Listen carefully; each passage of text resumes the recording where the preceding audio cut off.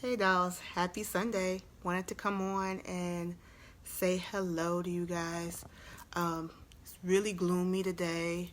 It's a gorgeous weekend, but today kind of ended up like with a gloomy overcast and just a real chillax kind of Sunday. So seeing how you guys were, wanted to come on real quick because this gloomy day got me to thinking.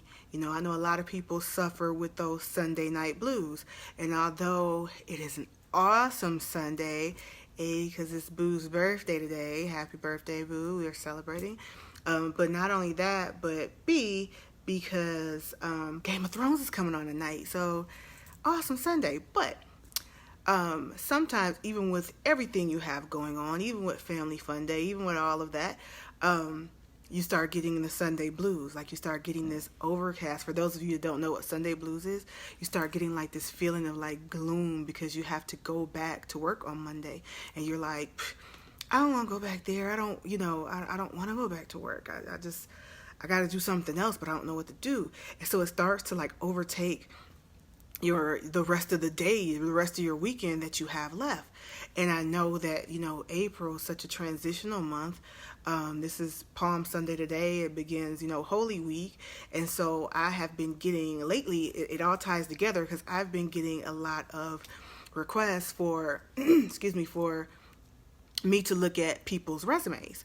And I'm like, oh, I've been getting kind of an influx of that lately.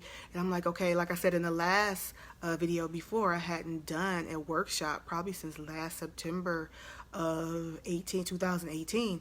So I wanted to come on really quickly and give you guys a tip. This is where I'm going with this. I want to give you some quick tips on how to get your resume to stand out amongst thousands of resumes if you are looking for a new position, right?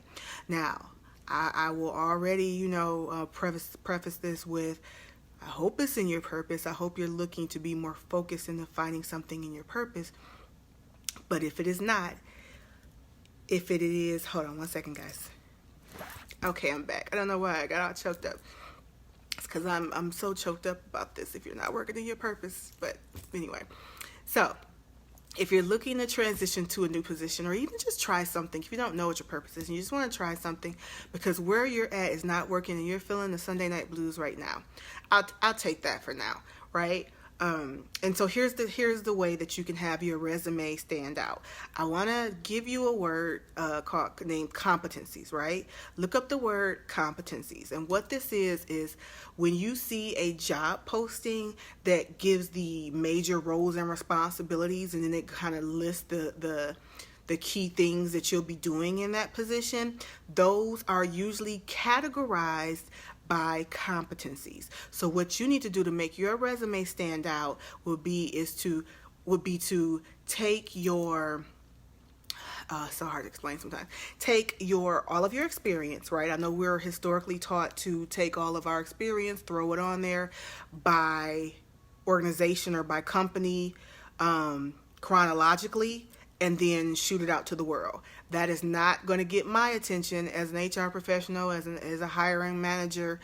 It's not going to get my attention. It's going to make me dig and have to match up how you would fit into the position that I'm looking for. And when you have, like I said, tons of resumes flooding your inbox, you don't really have time to do that unless you're down to like the bottom of the pudding cup and you're scraping for whatever bottom of the barrel.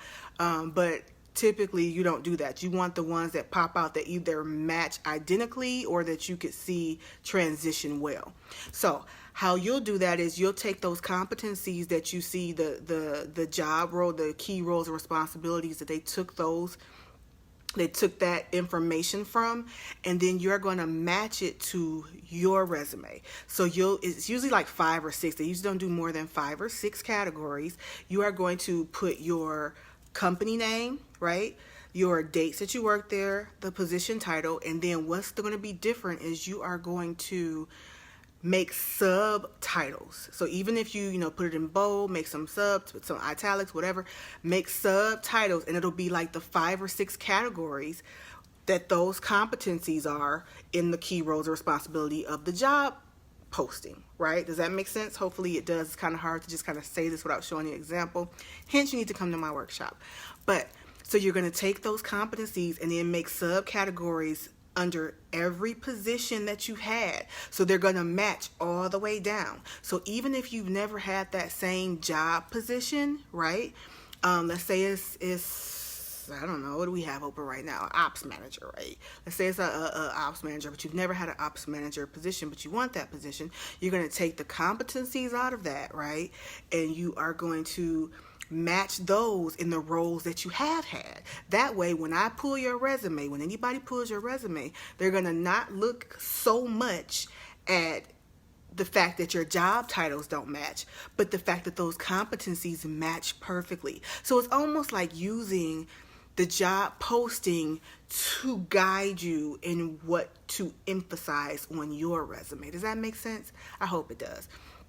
So that is like my crash course really quickly on how to make your resume stand out, pop. And the categories look really sleek, guys. It really does. Let's just imagine that you have your organization, the date you were there, this job title, and then you have these categories, these competencies like, analytical skills, very analytical, or maybe, your customer service or whatever it is, but they're bold and they're underlined and they stand out as a subcategory, and they're all the competencies that I'm looking for. So I hope that makes sense. I just kind of wanted to help. I hope is it clear as mud, really?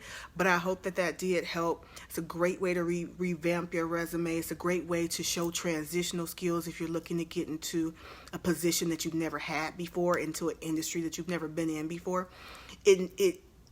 That's like 10% having that experience, right? It's important, but at the end of the day, they just want to see that you have those competencies and that those skills are transferable to where it may be entry level, it may not be at the same level, but you'll be able to transfer those skills, right? That makes sense. So just wanted to kind of give you those tips really quickly. Going to get back to my family day.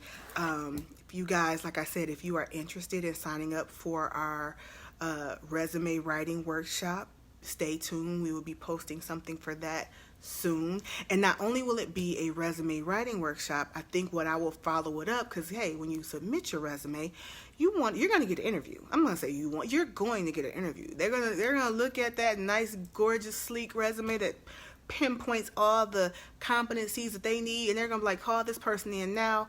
So then I'm going to follow it up with a behavioral based interviewing course, and that'll get you, the words and how to categorize what you're trying to say, and how to emphasize, that you're the best fit for the position, I guess I would say. And it'll be based on past, how that time when they say give me a time or give me an example, you'll be able to pass those types of questions, which are the harder type questions, because you got to kind of dig into real experiences and real examples. You'll be able to pass that with flying colors. So all right, guys, have a wonderful Sunday. See you soon. Bye.